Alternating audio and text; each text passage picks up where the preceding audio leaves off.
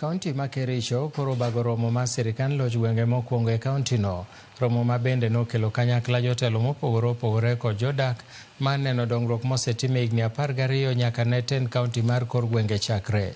Gavana ma kaonti no Eric Mutai bende nopuoyo dongruok ma kaonti no osetimo ma neno nosuru ochoki gi lony manyasani kendo wacho ni lokruogego osemedore maber kendo kaonti koro nyalo keto tenge omenda mag dongruok. Bende nojiwo ji mondo mi omed timo dongruok kendo onywak lwedo e neno ni gichopo dwaro margi.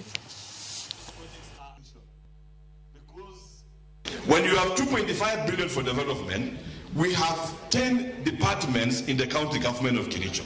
We have education, we have roads, we have all this. All this money is shared to those departments based on needs.